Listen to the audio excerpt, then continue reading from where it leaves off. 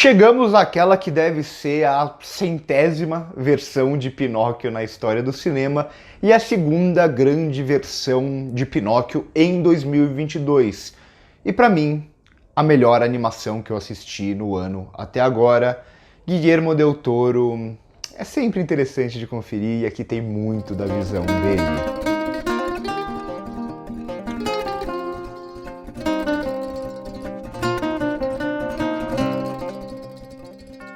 Pinóquio é definitivamente uma das histórias mais contadas no cinema em todos os tempos e é aquele caso, de um conto que ficou muito famoso por causa de uma animação da Disney, mas que é anterior à animação da Disney e por isso também tem muitas outras versões. Esse filme é muito interessante para analisar justamente aquilo que eu sempre falo, que o cinema ele é mais sobre o como fazer do que o que fazer. E por isso, obras como essas, a gente tem várias versões, muitas delas super genéricas, é verdade, mas ainda assim, a partir de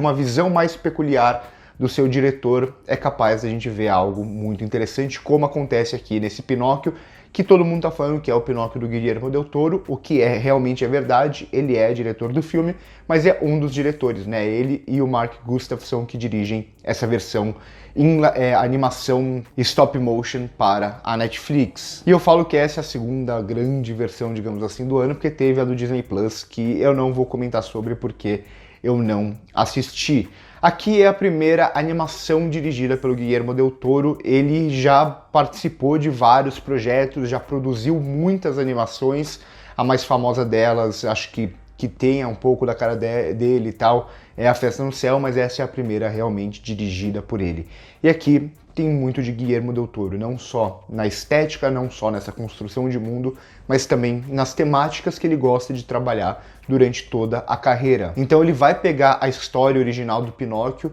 vai fazer várias alterações e trazer para um lugar mais confortável, digamos assim, ou mais do que um lugar confortável, um lugar onde ele pode aplicar todos os conceitos artísticos que ele sempre trouxe durante a carreira. Eu não vou falar tanto no Mark Gustafson aqui porque eu não conheço o trabalho dele e eu vejo muito do del Toro aqui em Pinóquio, mas claramente é uma animação dos dois, tem que ressaltar isso. E aqui a gente vai ver tanta questão estética muito própria daquilo que o del Toro fez, então um apego muito grande nos detalhes, não só no detalhe da construção de mundo, da construção desses personagens. Aqui o stop motion precisa muito disso, mas também como ele vai tornar essa animação muito cinematográfica a partir do momento que ele vai usar muito do primeiro plano para um apego com esses personagens, para momentos dramáticos que funcionam muito bem, ou o plano detalhe para momentos específicos, então focar em uma mão, focar em um livro, focar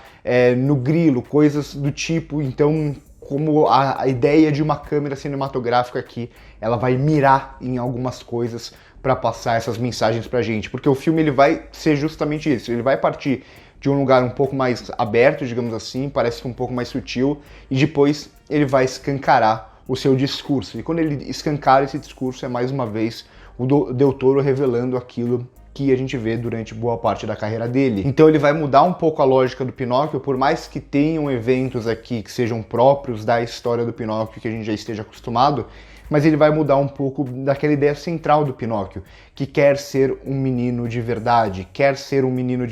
que hoje em dia, ou pelo menos na lógica proposta por del Toro, seria apenas ele se igualar a todos os outros, ele se tornar uma pessoa comum, ele se tornar um padrão. E aqui onde ele situa a história, nessa Itália fascista, ser um padrão tem um significado. Por isso, esse Pinóquio ele não vai querer ser um menino de verdade, ele vai aceitar que ele não é igual os outros, e tudo bem ele não ser igual aos outros. E com isso tem algumas passagens, eu não vou falar aqui para não dar spoiler, mas tem principalmente uma passagem que é muito esperada sempre nas histórias do Pinóquio, que ele corta justamente porque aquela passagem poderia ser problemática se ela tivesse aqui no filme, com essa mudança de visão que ele vai trazer para todo o filme. É muito interessante que ele não vai ficar só nessa temática, essa temática que é muito recorrente na carreira dele, então contra regimes totalitários, contra o fascismo, contra essa ideia de você impor sobre os outros ou sobre o diferente, que aqui é muito comum na filmografia do del Toro, você impor uma visão do que essas pessoas tem que ser, você impor um mundo que deve ser seguido com aquelas regras. Então aqui isso daqui é escancarado na figura do fascismo, mas a gente já viu isso em quase todas as outras obras do Del Toro durante a carreira. A gente tem isso, por exemplo, na Forma da Água, também com a questão do autoritarismo e também com um ser diferente. Eu sempre falo que o Del Toro, ele tem nessas criaturas fantásticas dele aqui, a principal criatura fantástica, obviamente, é o Pinóquio, mas tem outras. Ele tem nessas criaturas fantásticas que soam diferente para aquele mundo, aquilo que todo mundo teme, aquilo que poderia levar para um lado mais creepy, para o lado do terror, que até tem um pouco aqui dessa fantasia meio gótica do Del Toro, mas ele tem nessas criaturas fantásticas quem tem mais coração nos filmes dele. Então a gente vê isso, por exemplo, nos Hellboys, a gente vê isso na Forma da Água, a gente vê isso no próprio Labirinto do Fauno, em algum sentido. Então, como eu disse, é um filme do Del Toro em todos os seus aspectos, mas o mais interessante para mim é como ele transpõe esse discurso mais evidente aqui, né? O que ele está querendo dizer fica muito claro a partir ali dos 10 primeiros minutos do filme, quando ele transforma até em uma espécie de ironia, em quase uma sátira sombria aqueles personagens fascistas e tudo mais, mas ele consegue transpor muito bem essa ideia, esse tema, para como ele encena todo esse stop motion aqui, toda essa animação em stop motion. Não só como ele se usa dessa ideia de uma câmera presente, como eu disse, ou como ele constrói cada uma dessas criaturas com essa pegada meio fantasia sombria dele, mas sobretudo como na figura do Pinóquio ele constrói um personagem que é muito vívido aqui, então ele vai contrastar totalmente com aquele mundo que ele está presente. Então ele vai ser divertido, ele vai correr, ele vai se mexer, ele vai querer viver em um mundo que é muito sombrio, em um mundo que tenta amarrar ele. Então a movimentação do Pinóquio aqui é muito importante para criar esse jogo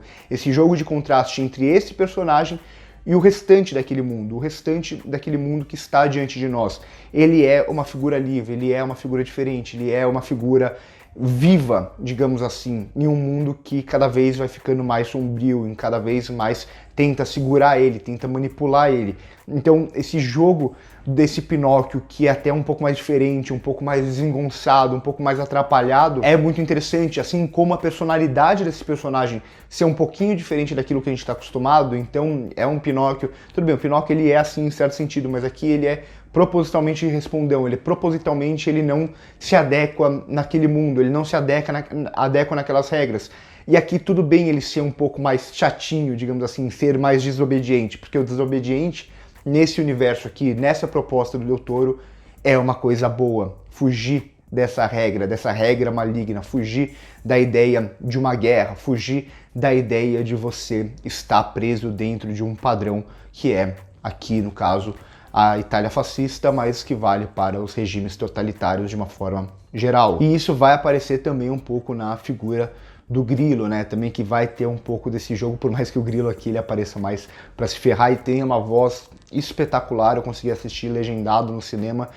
Trabalho espetacular de voz do Ewan McGregor, que é o narrador desde o começo, e a voz dele é muito, muito marcante. Então, se vocês preferirem assistir dublado, cada um tem a sua decisão, mas quem assistir legendado eu recomendo bastante, principalmente por causa do trabalho do Ewan McGregor e de um grande elenco aqui que tem de voz. Mas eu acho muito interessante, principalmente como o Del Toro ele consegue estabelecer tudo isso, ele consegue estabelecer uma mise-en-scène muito própria do cinema dele, ele consegue estabelecer um mundo muito próprio do cinema dele, temáticas muito próprias do cinema dele e ao mesmo tempo encenar essas temáticas a partir do seu protagonista, a partir dessa vivacidade desse Pinóquio, a partir dessa desobediência desse Pinóquio, que vai ser o contraste para todo aquele mundo. Ele vai mudar aquele mundo de alguma forma, a partir do momento que ele age dessa forma e a partir do momento que ele se movimenta em tela dessa forma. Acho muito interessante, acho um ótimo trabalho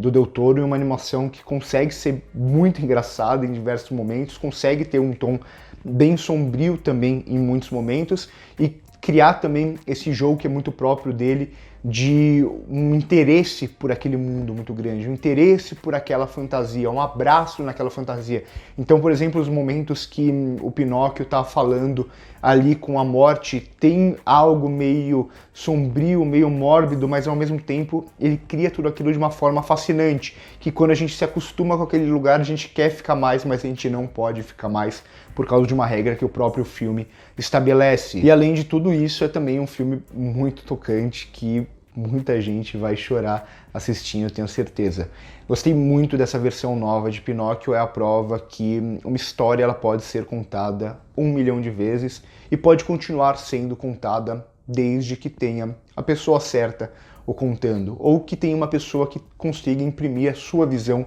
àquela história, seja mudando eventos ou não, mas principalmente criando algo de muito pessoal aqui no cinema. O Del Toro e o Mark Gustafson conseguem fazer isso